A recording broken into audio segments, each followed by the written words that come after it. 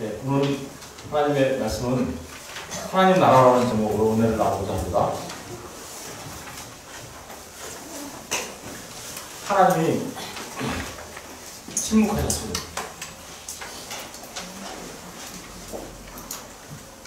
오랫동안 메시아를 기다리고 오랫동안 하나님 나라가 임할 것을 고대하고 있었던 그 이스라엘 백성들한테 하나님이 무려 400년 가까이 침묵하십니다. 물론 그 400년 동안 많은 일들이 있었어요. 셀루쿠스 왕조가 이스라엘을 지배하고 안티오쿠스 에피파네스라는 사람이 이스라엘을 탄압하고 또 예루살렘 정전을 회파하기도 하고 또 그것에 대항하여 방전이 일어나기도 하고 마카비 항전이죠. 그거를 통해서 하스모니안 왕조라는 왕조들이 설립되기도 하고 수많은 일들이 그 400년 기간 동안 있었지만 그 누구도 하나님의 말씀을 대언하는 자가 없었습니다. 하나님이 침묵하셨어요. 이유는 간단하죠. 이스라엘의 타락과 부패 때문이었습니다. 그런데 마침내 때가 찾아 하나님이 사람을 보내시기 시작했습니다. 때는 로마의 아우구스토 황제가 AD 14년까지 통치한 이후에 통치할 그 당시에 우리가 잘 알고 있는 옥타비아누스죠. 그 사람이 통치할 당시 예수님과 세례요한이 먼저 태어나고 예수님이 이 땅에 동정녀 마리아를 통해 오시게 됩니다. 그리고 그 옥타비아누스의 통치가 끝나고 로마의 두 번째 황제 티베리우스라는 사람이에요. 우리 여러분 잘 알죠? 갈릴리 호수를 뭐라고요? 디베리아 호수라고 하죠. 디베리아 호수라고 하는 이유가 그 황제 이름을 본따서 만드는데 티베리우스라는 사람이 황제가 되자 그 황제가 되었을 때 티베리우스라는 사람이 두 번째 황제인데 그 황제가 황제로서 통치한 지 15년째 되었을 때 마침내 하나님이 목소리를 내셨습니다. 그 첫 번째 목소리가 누구를 통해서 왔냐? 바로 세례요한의 목소리였죠. 이사야서 43장에 보면 빈들에서 광야에서 외치는 소리가 있을 거다라고 예언하고 있고 또 말라기의 4장 5, 6절에 가서 보면 내가 엘리야를 먼저 보내야 될 거다라고 예언하고 있습니다. 그런데 바로 그 이사야 선지자가 예언하고 말라기 선지자가 예언했던 그 구약 시대의 마지막 선지자 그분이 바로 우리 세례요한이거든요. 세례요한이 마침내 빈들에서 광야죠. 광야에서 외칩니다. 뭐라고 있었습니까? 그때 세례요한이 이르러 유대 광야에서 전파하여 말하되 회개하라 천국이 가까웠느니라. 세례요한을 통하여 400년 동안 침묵하셨던 하나님이 세례요한의 입술을 빌려 회개하라 천국이 가까이 왔다. 여러분 천국을 이 한국 사람들은 전부 다 천국에 가는 거로 생각해요. 근데 지금 성경에서 뭐래요? 천국이 왔다라고 얘기하죠. 왔다. 천국이 왔다라는 이게 뭔지 이제 오늘 생각해 보려고 하는 것이죠.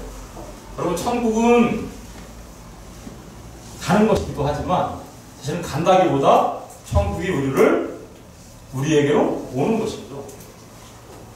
세례요한 사람들은 세례요한이 맨 처음에 메시아인 줄 알았어요. 그죠? 왜냐하면 약대터를 입고 광야에서 메뚜기와 석청을 먹으며 그렇게 외치니까 더더구나 그 아버지가 사가랴인데 제사장의 아들이에요.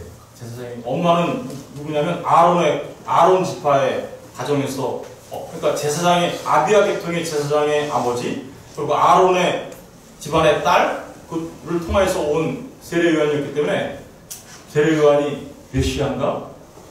그런데 세례요한은 정확하게 얘기합니다. 나는 메시아가 아니야. 내 뒤에 오시는 그분이 바로 메시아인데 나는 그분의 신발끈도 들지 못하는 그런 사람입니다. 내 뒤에 오시는 그분이 정말 메시아입니다. 라고 얘기하죠. 그분이야말로 세상 죄를 지고 가는 하나님의 어린 양이로다. 라고 얘기합니다. 그 세례요한의 첫 외침, 그것은 바로 회개하라, 천국이 가까이 왔다. 천국이 뭡니까? 예, 그것을 마태는 하나님이라는 단어를 쓰기를 꺼려했어요. 왜냐하면 유대인이기 때문에 하나님이 감히 내가 하나님의 이름을 함부로 불러올 수 없어서 그 하나님의 나라라고 표현하지 않고 뭐라고 표현하냐면 하늘나라, 천국으로 표현한 거죠. 마태복음에 있는 하나님 나라는 그래서 천국으로 표현됩니다. 그런데 그 세례요한의 첫 외침, 세례요한이 그 복음을 이렇게 천국을 외치다가 헤롯에게 잡혀서 감옥에 들어가게 되죠. 그러자 그 감옥에 들어가는 그 소식이 왔을 때 또다시 우리에게 외치시는 분이 있었어요. 그분이 바로 주님이셨습니다. 세례요한이 회개하라 천국이 가까웠다라고 외쳤던 그 외침을 주님이 그대로 받아서 외치십니다. 그럼 주님이 이 땅에 오셨을 때 당시에 그때도 역시 똑같이 황제 누구였어요? 로마 황제는 티베리우스였고 당시에 유대 땅을 지배했던 유대와 사마리아와 이두메를 지배했던 사람은 헤롯의 아들 헤롯 아켈라오라는 사람이었고 갈릴리를 지배했던 사람은 헤롯 안디바라는 사람이었어요. 그런 사람들이 통치하고 있던 그 시절에 주님이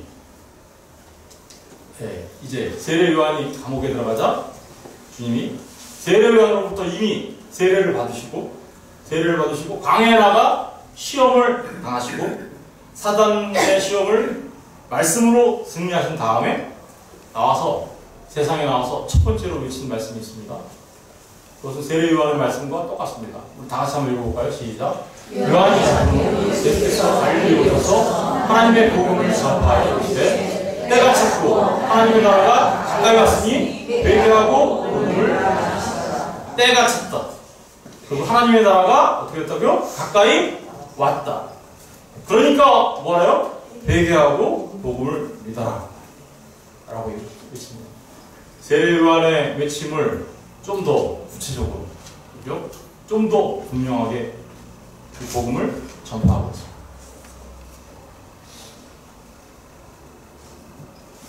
예수님은 이 외침 이후에 본격적으로 예수님의 공생애를 시작하시죠. 그렇죠?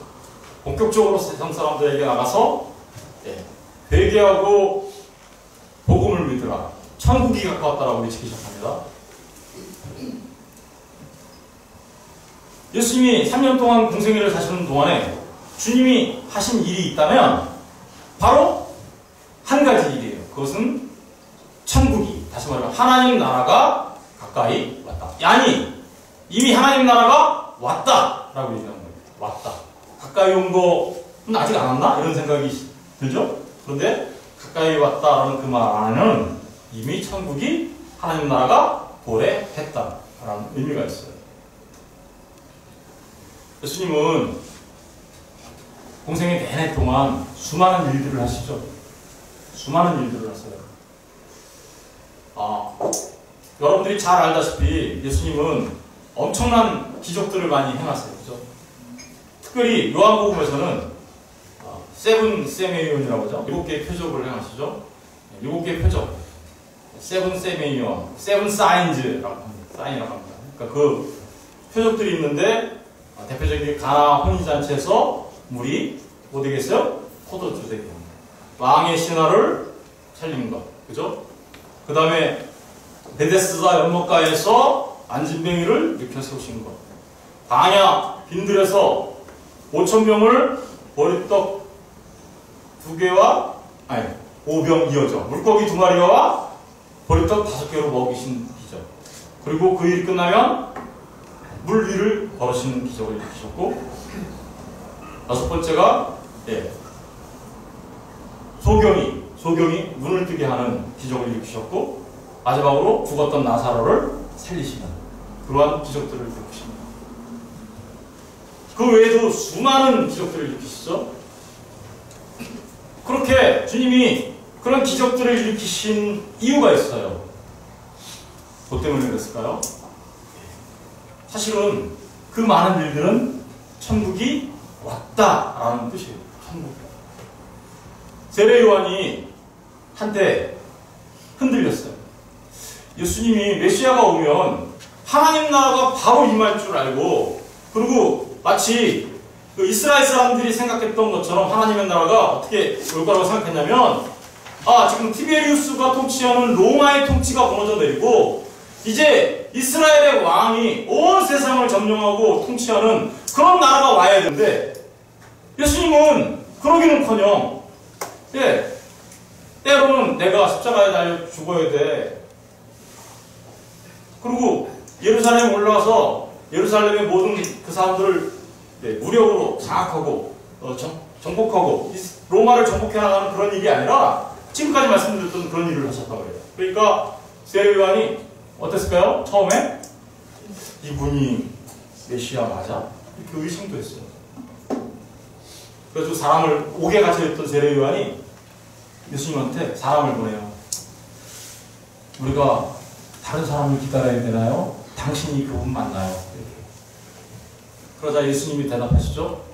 이렇게 대답해요. 간단하게. 맹인이 눈을 떴다고 가서 말해라. 안진뱅이가 일어섰다고 가서 말해라. 나병 환자가 깨끗함을 받았다고 가서 말해라. 죽은 자가 살아났다라고 얘기해요. 잠시만 기다려주세요.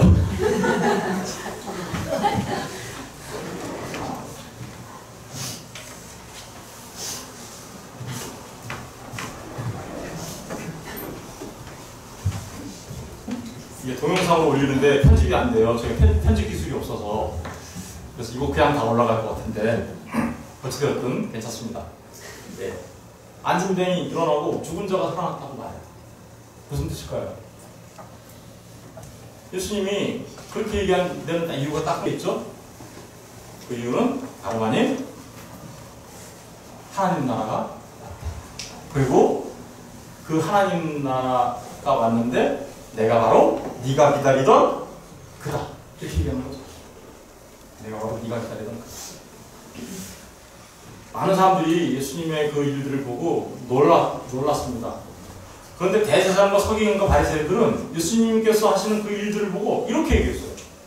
한번 읽어볼까요? 다 같이. 시작. 그때 귀신이 들려 눈을 보고 말하는 사람을 들어가거든 예수께서 주시네 그 말도 감사하니 나아요 보게 되리라. 우리가 다 놀라는데 이는 바리새인가 쓰지 않느냐니 바리새인들은 듣고 이르되 이가 귀신의 왕 바알세불을 힘입지 않고는 귀신을 쫓아내지 못하니라 하거늘 예수께서 그들의 생각을 아시고 이르시되 스스로 분쟁하는 나라마다 황폐해질 것이요 스스로 분쟁하는 동네나 집마다 서지 못하리라.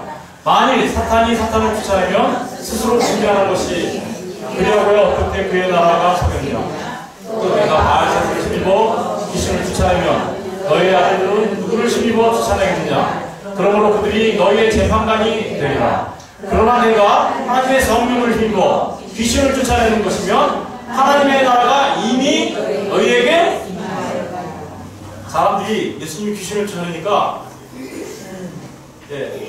사람들이 뭐라 그랬어요? 바리새인들이 와가지고 귀신을 쫓아냈네?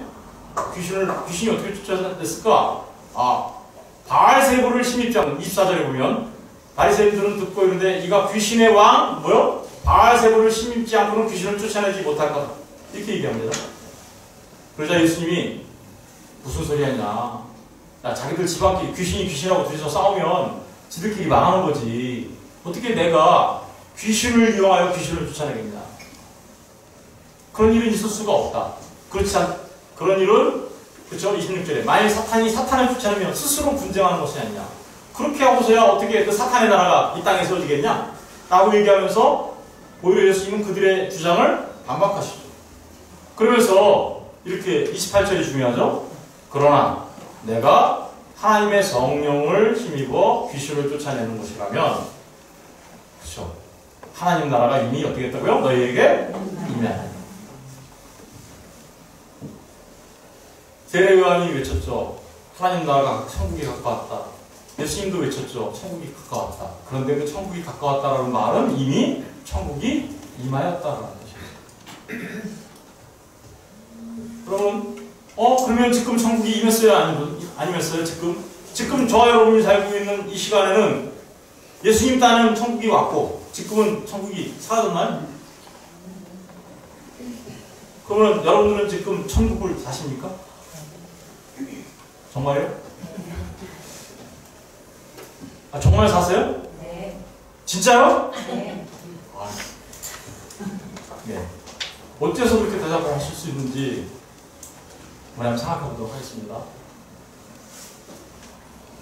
네, 하나님이 창조하시죠. 태초에. 뭘 창조하시냐면요.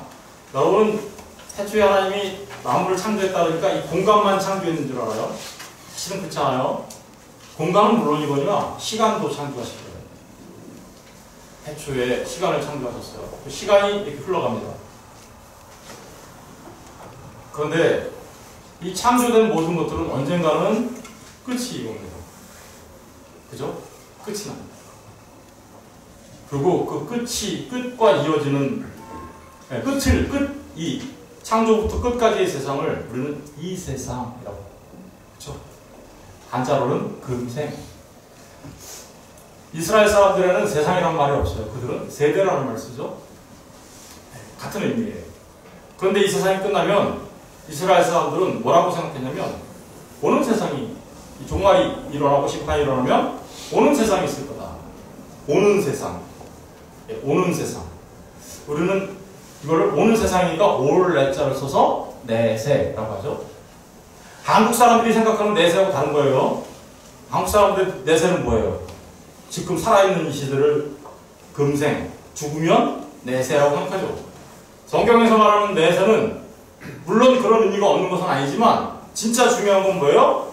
지금 이 세상과 다른 세상이 온다. 이런 의미예요. 내가 죽으면 나는 그 내세를 말하는 게 아니라 또 다른 세상이 올 거다라는 그 내세. 그래서 오는 세상이라고 해요.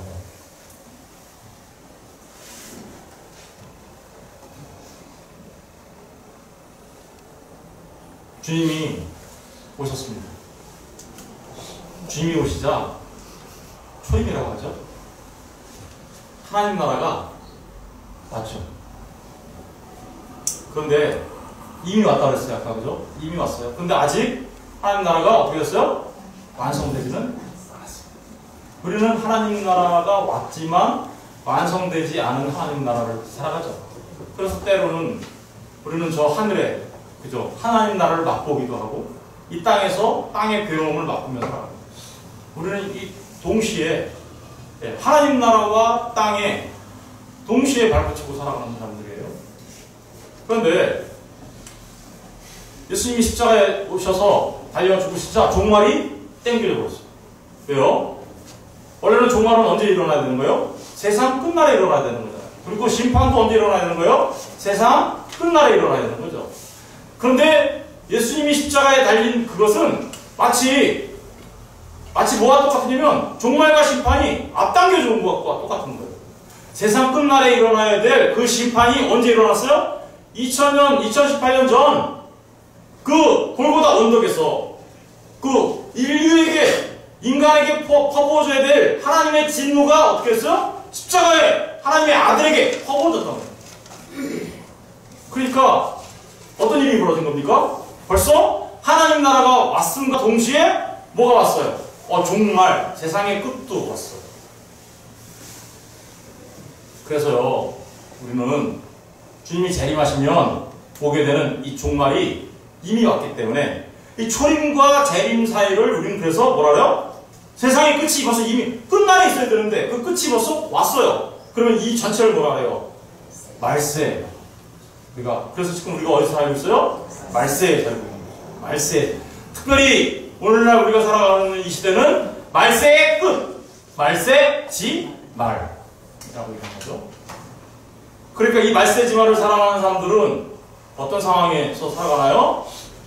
하나님 나라를 맛보며 살아가는 사람 살아가기도 하고 땅에서만 살아가는 사람들도 있겠죠. 안 믿는 사람들은 땅만 경험해요. 땅만. 그러나 저와 여러분과 같이 예수 그리스도를 메시아로 알고 주 예수가 그리스도인 줄 아는 사람들은 땅만 경험하며 살아가는 게 아니라 하늘을 경험하며 살아갑니다. 그 하늘은 이미 왔어요. 그러나 아직 완성되지는 않았어요. 그래서 우리는 마치 슈퍼마켓이나 이런 데 가서 보면 음식 장사들이 맛보게 하는 것처럼 천국을 맛보며 살아가요. 그런데 그 맛본 거 보니까 저 뒤에 진짜 있죠? 그 진짜가 이제 예수님이 재림하시면 오게 될 거예요. 그래서 우리는 이 땅에서 그 천국을 맛보며 살아가기 때문에 뭐라고 얘기하는 거예요? 아, 우리 지금 천국을 사십니까? 라고 얘기하면 우리는 네! 라고 말할 수 있는 거예요. 네, 그렇습니다. 여러분, 신자의 신앙생활은 뭐냐? 발이 땅에 붙어 있는데 우리의 신분은 어디에 올라가 있어요? 하늘에 올라가 있어요. 그러니 땅을 맛보고 살아가야 되겠습니까? 하늘을 맛보고 살아야 되겠습니까? 신자. 매일매일 하나님 앞에 나와 하나님 나라를 맛보며 하나님을 경외하며 하나님과 더불어 임마누엘의 하나님을 경험하는 것, 그걸 신앙생활이라고 하는 거예요. 일주일에 한 번 먼저 툭툭 설고 정경책 들고 교회 나오는 걸 신앙생활이라고 하는 게 아니라 날마다 주님과 동행하며 살아가는 동행, 워킹이라고 했죠? 같이 걸어가는 거. 에녹이 그랬다고 그랬잖아요. 그죠? 기억나시죠? 바로 그 삶이 이 땅에 비록 우리가 땅의 삶을 살고 있지만 그럼에도 불구하고 이미 온 하나님 나라를 경험하며 누리며 살아갈 수 있는 거예요. 전 저와 여러분이 그 하나님 나라를 정말 많이 누리시는 큰 축복을 누리시게 되기를 주의 이름으로 축원드립니다. 아멘.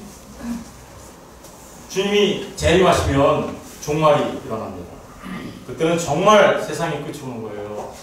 그리고 정말 마지막 심판이 일어납니다. 그때 그 종말과 심판이 끝나면 마침내 하나님 나라가 완성됩니다. 하나님 나라가 완성됩니다. 그리고 더 이상 땅은 지속하지 않고 그때부터는 뭐가 될까요? 영원이라고 하는데 뭘까요? 여전히 땅이 땅이에요. 그런데 새 땅. 하늘은 하늘이에요. 그런데 새 하늘. 여러분, 천국이 그러니까 우리한테 어떻게 했어요? 우리가 천국을 예수 믿으면 천국 가는 게 아니라, 물론 가는 거죠. 가는 게 아니라 사실 엄밀히 말하면 어떻게 되는 거예요? 천국이 우리한테 온 거고, 그 천국이 언젠가는 주님이 다시 오실 때 완성되어서 우리에게 올 거란 말이에요. 천국 간다 이 말이 틀린 말은 아니지만 여러분이 이곳에서 천국을 살지 못하면 여러분들은 그 완성된 하나님 나라 새하늘과 새 땅을 누릴 수 없어요. 여러분 모두가 이 땅에서 이미 온 하나님의 나라를 경험해야만 그때 그 완성된 하나님 나라도 경험하게 됩니다. 이걸 복이라고 하는 거예요. 진짜 복은 바로 이거죠. 저 그림은 꼭 머릿속에 기억해 두십시오. 내가 지금 이 땅에서 신앙인으로서 살아갈 때, 하나님을 믿으면서 살아갈 때 어떠한 상태에서 살아가고 있는지를 보여주고 있는 거죠. 땅의 시간을 살아갈 겁니까? 아니면 하늘의 시간을 살아갈 겁니까? 저는 저와 여러분이 하늘의 시간을 살아가시게 되기를 주님의 이름으로 축원드립니다. 땅의 시간은 그냥 흘러가는 기계적 시간, 크로노스적인 시간이에요. 그런데 이 땅에 살아가는 이 크로노스적인 시간 속에서도 어떤 사람들은 하나님께서 우리를 만나주시는 그 임마누엘의 카이로스적인 시간들을 살아내고 있어요. 그걸 성경 전체가 뭐라고 하냐? 세월을 아끼다 라고 말하는 거예요. 세월을 아끼기는 어떻게 할까요? 그걸 진짜 아끼다고 하는 거예요. 여러분, 주님이 이 땅에 오셨습니다. 저와 여러분의 모든 죄악을 짊어지시고 십자가에 못 박혀 죽으시고 그 죄악의 권세, 어둠의 권세, 사망 권세를 이기시고 부활하셨습니다. 그리고 부활하신 이후에 주님이 우리에게 여전히 똑같이 외치십니다. 부활하신 주님이 하신 말씀이 뭐예요? 예, 오늘 사도행전 1장 3절에 나오는 거죠. 그가 고난받으신 후에 또한 그들에게 확실한 많은 증거로 친히 살아계심을 부활하신 것을 보여주시고 40일 동안 그들에게 보이시며 뭘 가르치셨대요? 여전히 하나님 나라의 일을 말씀하셨다. 여러분, 성경은 처음부터 끝까지 하나님 나라의 일을 말하는 거예요. 하나님 나라의 일. 그러니까 주님이 이 땅에 오셔서 첫 번째로 하신 말씀도 천국이 가까이 왔다, 회개하고 복음을 믿으라고 얘기하셨고, 또 공생의 3년 동안 사시는 동안에도 내내 이런저런 일을 많이 하셨지만 그 모든 것은 하나의 표적으로서 하나님 나라가 왔다라는 것을 보여주는 거였어요. 그리고 이제 예수님께서 십자가에 달려 저와 여러분을 죄에서 구원하시고 사망고사를 이루시고 부활하신 이후에도 무려 40일 동안이나 제자들에게 자신의 부활하심을 보이면서 가르치신 일이 뭐예요? 하나님의 나라. 여러분, 그러니까 모든 성도들의 삶 속에는 어떤 삶이 있어야 돼요? 처음부터 끝까지 예수님은 하나님의 나라에 대해서만 얘기했어요. 처음부터 끝까지. 그 하나님의 나라는 바로 주님이 가장 중요하게 여기시며 강조하신 예수님의 삶 전체가 사실은 어디를 향하고 있어요? 그 하나님 나라를 향하고 있어요. 그러니까 여러분, 우리 모두가 정말 하나님 나라를 살아야 함은 당연한 것입니다. 하나님 나라를 살아야 되는 거죠. 우리는 그것을 한마디로 천국을 산다 말합니다. 여러분, 저와 여러분이 이 땅에서 땅에 살면 땅의 삶만 살다 보면 절대로 천국이 여러분에게는 다가오지 않을 거예요. 완성된 그 하나님의 나라가. 그 완성된 하나님의 나라, 그 천국이 여러분에게 오려면 여러분들은 벌써 이미 본 그 하나님의 나라를 이미 살고 있어야 되는 거예요. 천국은 가는 게 아니라 천국이 우리에게 왔는데 우리는 그 천국을 살아야 하는 것이며, 그리고 적정주의로 살다가 이제 완전하게 살게 될 거죠. 천국은 그렇게 우리한테 온 거예요. 죽으면 가는 나라, 이렇게 이분법적으로 생각하는 그런 게 천국이 아니라 이미 살아있을 때 천국을 누리지 않으면 절대로 그는 죽어서도 천국을 못 누리게 될 거예요. 그러니까 천국을 산다는 얘기는 너무나 중요한 거죠. 하나님 나라를 산다는 얘기. 그러면 하나님 나라. 여러분, 나라라는 개념을 잘 생각해 보십시오. 나라가 어떤, 나라의 3대 요소가 있죠. 첫 번째는 뭐예요? 네, 주권. 두 번째는 영토. 세 번째는 국민. 몇 학년 때 배워요? 이거 이런 거? 초딩 4학년 때 배우나? 5학년 때 배우라고 그랬는데, 여러분 잘 생각해 보십시오. 하나님의 나라의 주권은 누구한테 있을까요? 예, 인간의 나라는 by the people, for the people, of the people이라고 얘기합니다. 그죠? 무슨 뜻이에요? 사람에 의한, 사람을 위한 사람의 나라. 그런데 하나님의 나라는요, by the God, for the God, of the God. 하나님. 그 하나님의 나라. 하나님께서 주권을 갖고 계시죠. 영토는 어디 있나요? 예. 그렇죠. 언젠가는 완성될 그 새하늘과 새 땅. 우리는 비록 이 땅에서 살고 있지만 이곳에 이미 왔죠. 하나님 나라가 영토. 그 완성된 영토는 하나님 나라는 새하늘과 새 땅이 될 것입니다. 그러면 국민은 어디 있어요? 저와 여러분이 국민이어야 됩니다. 하나님의 백성이어야 되는 거죠. 저와 여러분이 하나님의 백성이어야 되는 거예요. 저와 여러분이 하나님의 백성으로서 그러면 이 땅에서 지금 아직까지 시연되지 않은 새하늘과 새 땅이 아직 아닌 상태에서 우리가 하나님의 나라를 산다는 것은 어떻게 살아가는 걸까요? 그것은 곧 주권자 대신 하나님의 통치를 받으며 살아간다. 하나님의 통치를 받는다. 여러분, 하나님의 통치를 받는다는 게 무슨 뜻일까요? 대한민국에 살면 대한민국의 통치를 받죠. 그렇죠? 그러면 누구의 법대로 살아가야 돼요? 대한민국의 법대로 살아가야 돼요. 그러면 하나님 나라의 백성들은 누구의 법대로 살아가야 돼요? 하나님의 법대로. 여러분, 하나님의 법대로 살아간다는 것을 우리는 십계명이라고 하기도 하고, 또 그것을 두 개의 계명으로 주셨죠. 하나님을 사랑하고 이웃을 사랑하는 것으로 나타났습니다. 하나님 나라의 통치의 원리는 사랑입니다. 하나님을 사랑하고 이웃을 사랑하는 것. 그런데 여러분이 하나님을 사랑하지 아니하고 이웃을 사랑하지 않는다? 그럼 하나님 백성 아니에요. 왜요? 하나님의 통치를 받고 있지 않니? 그럼 당연히 하나님의 백성 아니죠? 대한민국의 법을 법에 따라 통치받고 있지 않으면 어느 나라 사람이에요? 대한민국 사람? 아니에요. 대한민국 사람이면 대한민국의 법을 따라 통치받아야 하듯이 하나님 나라의 사람들은 하나님의 법에 따라 통치받아야 합니다. 그것은 사랑의 법이에요. 하나님을 사랑하고 이웃을 사랑하는 것. 사도 바울은 그것을 좀 더 구체적으로 얘기했는데 로마서 14장 17절 19장 읽어보게. 시작. 하나님의 나라는 먹는 것과 마시는 것이 아니요 오직 성령 안에 있는 의와 평강과 하나님의 나라는 먹는 것과 마시는 것 아니다. 그러니까 이 땅에서 먹고 즐기는 것 아닌가? 아니, 사실 그런 의미도 포함되지만 사실은 먹고 마시는 문제는 율법의 문제죠. 무엇을 먹을까, 무엇을 먹지 말아야 될까? 그죠? 이런 부분들이 율법의 문제예요. 그러니까 신앙은 하나님 나라의 백성은 그러한 형식적인 것에 의해서 지배당하는 사람들이 아니다라는 거예요.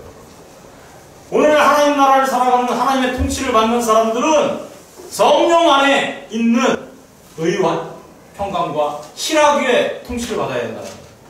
의가 뭡니까? 의가 뭐예요? 여러분, 의를 우리는 동양적인 사고방송에서는 옳고 그름으로 생각하죠. 네, 맞습니다. 의라는 것은 righteousness니까 디카이오소네라고 하는데, 예, 그거는 의라는 개념은 옳고 그름을 내포하고 있습니다. 그러나 진짜 중요한 의는 하나님과 우리의 관계의 회복이에요. 하나님과 내가 얼마나 친밀한가, 하나님과 나와의 친밀감, 그것을 의라고 해요. 하나님과 우리 사이가 원래 어떻게 됐어요? 원수되었죠. 누구 때문에? 뭐 때문에? 우리의 죄 때문에. 그런데 하나님과 나 사이의 관계가 온전하게 회복되어지려면 우리는 반드시 은혜를 받아야 돼요. 누구의 은혜? 예수 그리스도의 십자가의 보혈로 내 죄를 씻어, 그죠? 그 씻겨진 하나님의 하나님께서 베풀어 주신 그 은혜와 축복이 내가 누리고 있어야 한다는 거예요. 다시 말하면 그걸 내가 누리고 있는 걸 뭐라 그래요? 성령 안에 있는 사람.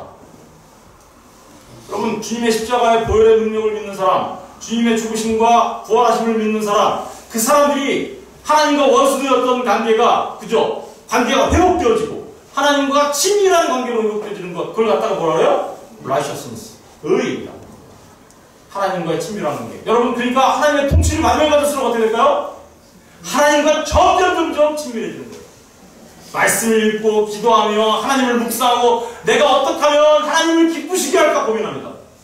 이게 바로 하나님과의 관계 속에서 나타나는 하나님의 통치를 받는 삶이에요.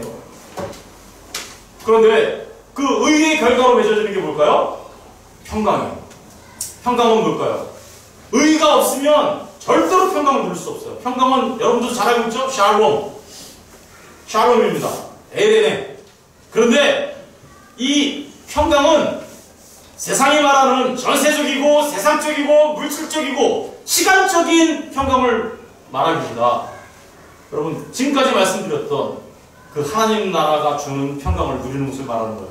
이 평강은 하나님과의 관계가 회복되어진 하나님과의 친밀한 관계 속에 있는 자들이 세상에 있는 물질이나 세상에 있는 자기 자신의 능력이나 세상이 나에게 주는 나를 지켜주고 있는 세상적인 모든 것들에 나를 맡기는 것이 아니라 오직 하나님께 나를 맡기는, 다시 말하면 하나님과의 친밀한 관계를 회복한 사람들이 나의 피난처는, 나의 방패는, 나의 산성은 오직 하나님뿐입니다 라고 믿으며 하나님만 의지할 때 그때 비로소 평강을 누립니다. 생각해보세요. 여러분의 모든 삶이 어떠하든 간에 하나님이 여러분을 지키고 계신다. 믿으십니까? 네. 그게 평강입니다. 여러분이 어떠한 상황, 어떠한 경우에 처하더라도 여러분이 믿는 그분이 전능하신 하나님, 전지하신 하나님, 어디에나 계시는 무소부의 하나님을 믿으십니까? 네. 그 하나님을 믿으면 그 하나님을 믿는 그 믿음이 커지면 커질수록 여러분의 샬롬, 평강은 커지게 될 것입니다.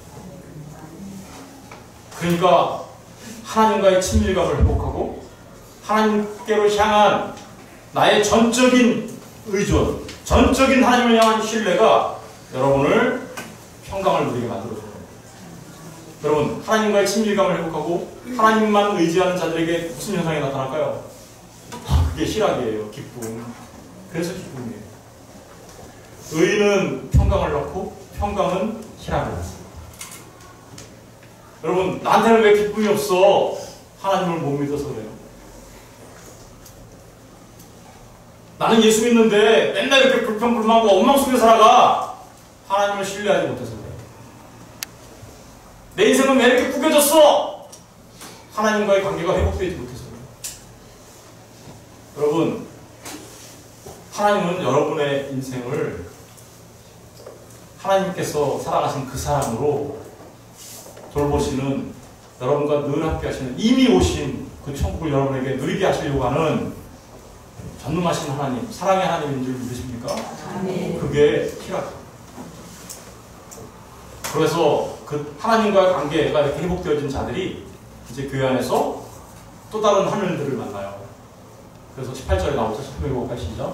이로써 우리 주를 섬기는 자는 하나님을 기쁘시게 하며 사랑에게忠신하는 자들이라. 여러분은 당연히 하나님을 기쁘시게 하는 삶을 살아가야 되는 거며, 그리고 어떻게 된다고요? 또 사람들에게도 칭찬을 받는다 그러죠. 19절이 결론이에요. 한번 읽어볼게요. 시작. 그러므로 우리가 화평의 일과 서로의 덕을 세우는 일을, 여러분, 천국을 산다라는 얘기는 바로 화평의 일을 도모하는 거예요. 화평의 일을 도모한다.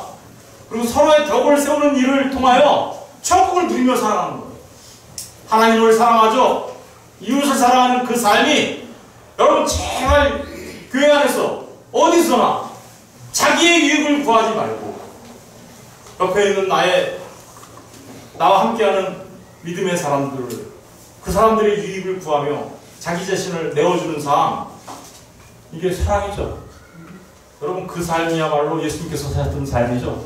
그걸 사랑의 통치라고 하는 거예요. 그래서 그걸 천국을 누린다. 여러분들이 자기 자신을 내어주고 자기 자신을 희생하며 다른 사람을 위해 살아갈 때 여러분이 가는 곳마다 천국 될 겁니다. 여러분의 직장, 가정, 그 어디나 여러분이 여러분을 주장하기 때문에 거기가 지옥 되는 거지. 여러분이 여러분을 포기하고 여러분을 내어주고 자기를 부인하고 자기 십자가를 지고 살아가면 거기는 하나님의 나라가 되는 것이죠. 저와 여러분 모두가 정말 그 하나님 나라를 누리시기를 바랍니다. 화평의 일을 도모한다고요? 하나님과 화평하게 된 자들만 이 일을 할 수 있어요. 하나님과 화평하게 된 자들만 이 일을 할 수 있다는 얘기는 하나님과 화평케 된 그 하나님 나라의 비밀, 복음을 정확하게 아는 사람들만 화평케 하는 일을 할 수 있어요. 왜 그럴까요? 이 복음을 전하는 자만 화평케 됩니다. 다른 사람, 하나님과 화평케 하고 사람과 사람 사이에 화평을 도모할 수 있게 만들거든요. 여러분, 그래서 주님이 성령을 받아라 라고 얘기했고요. 성령 받은 너희들 화평케 하는 일을 해야 돼. 그게 뭐예요? 그게 내 증인이 되리라 라는 말이에요. 생각해 보십시오. 복음을 전하여서 어떤 사람이 하나님과 원수되었던 자가 하나님과 화평케 되고, 그리고 하나님과 화평케 된 그가 하나님과의 긴밀한 친밀감과 하나님을 신뢰하는 그 신뢰 속에서 기쁨을 누리며 자신 안에 있는 그 예수를, 그 복음을 전한다면, 그러기 위하여 자기를 부인하고 자기 십자가를 지고 나의 유익을 구하는 것이 아니라 다른 사람들의 유익을 구하는 그 삶을 통하여 천국을 이뤄가는 삶, 그걸 뭐라 해요? 증인. 증인. 입으로만 예수 믿으세요 하는 게 증인이 아니고요. 증인이라는 말 안에는 순교라는 말이 들어있어요. 내 삶을 내어주는 것, 그 하나님의 사랑을 받았으니 나도 그 사랑으로 당신을 사랑하겠습니다.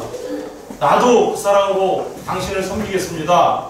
나도 그 사랑을 위해 나의 것을 포기하고 당신을 위해 살아가겠습니다. 예수 믿으세요.